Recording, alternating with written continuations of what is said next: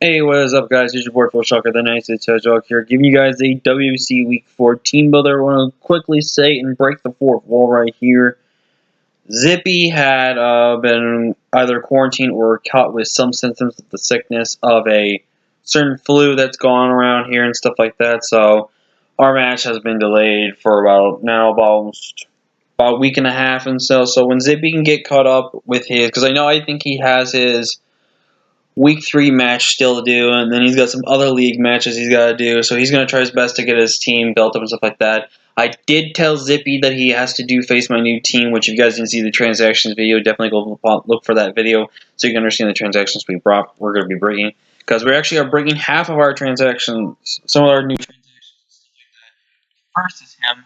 Also, ignore that. My computer now updates me with my YouTube notifications and stuff like that, so I don't know what that means, but alright.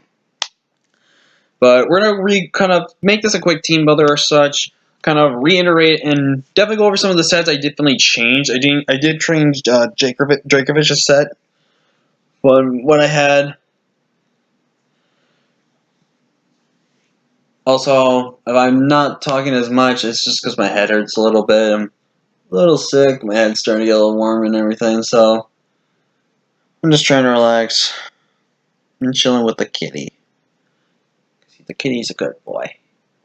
The kitty's a good boy. But let's go ahead and redo Zippy's team. He is the Golden State Flash Cannons, or Ken State Golden State Flash Cannons. Got me right, Zippy. His team again is Mega Garchomp, Ash Greninja, Vileplume, Infernape, Skarmory, Alomola, Tornadus, Florges, Paloswine, Cincino, and Chimecho. I still think he's going to bring the same 6. I can definitely see him wanting to potentially bring in the Tornadus or the Florges potentially. Paloswine, if you want to really risk double ground, that's up on him. But water basically is another thing. He would have some water resistance instead of having another one that can have it. So there's that. But I definitely think this is the 6 he'll mainly bring. Again, potentially Tornadus can come in if he really wants to or not. So let's quickly go over the 3 Mons we had. I kind of changed up Sirfetch's set. I decided to go with the Ayapa Berry. Or do I want to go with Lumberry? Or do I want to go sub?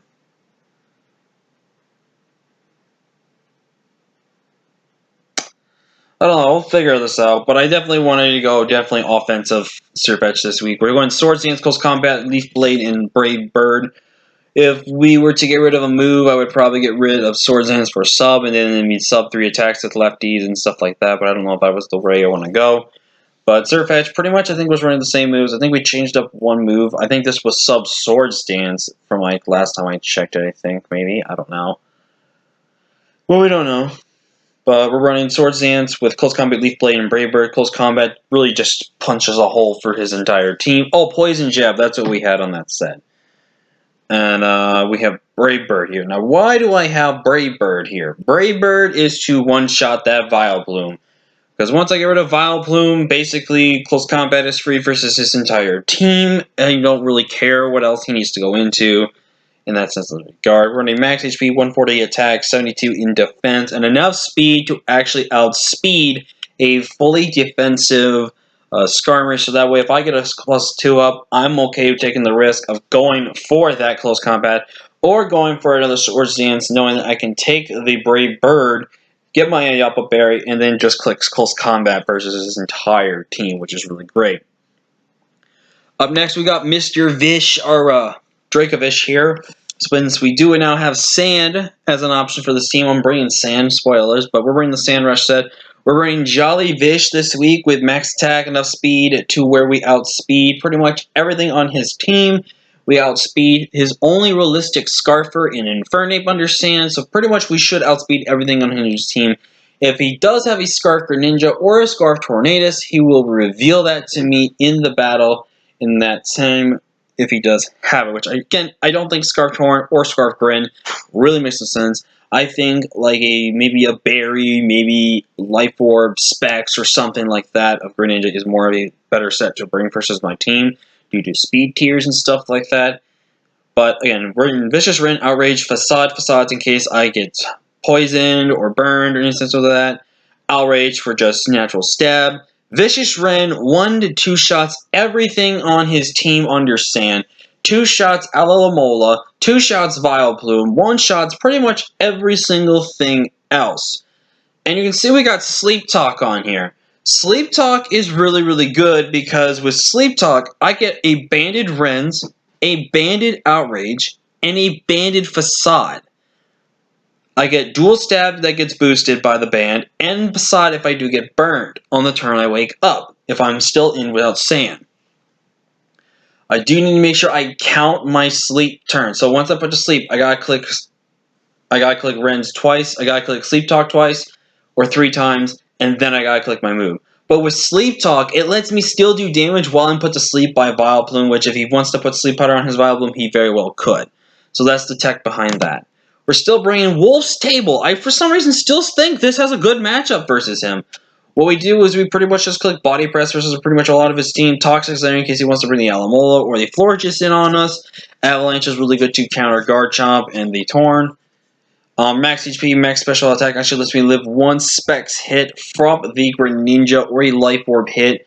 Guaranteed, but only 1, and I revenge it with Body Press. I do have Sturdy in case I do need to take something out with me if I really want to. We're bringing the debut, well, may not be the fully debut, but the debut matchup of Virax, our Tyranitar here, with Dragon Dance, Ice Punch, Crunch, Fire Punch. Basically an offensive, but semi-defensive set this week. We're running with 96 HP, max attack with 32 in defense, 128 speed. With this speed, I outspeed Mega Guard Chomp by 1 point. I am not bothering to outspeed Infernape because I will naturally outspeed Infernape if he's not running a certain item. And plus, he just kills me with close combat. So, as you can see, I do not have a move that checks Infernape. And the reason I'm not running with the checks Infernape is because this thing never stays in against Infernape. If I see an Infernape come in against me, I either click Crunch or Ice Punch. Because that way,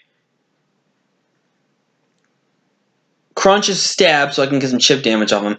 And the more I chip on him, the more he does that. And then there comes the mind games. Because now I'm also running the Smooth Rock to give me 7 full turns with Mr. Vish and Sand for that sensitive guard right there. Next, we're bringing the debut of Willpower, or Azov with the Cold Berry. I love Azov's matchup. Besides Greninja, he has got no safe switch-ins to Azov. We're running Nasty Plot, Psychics, Flamethrower, and Energy Ball versus his entire team.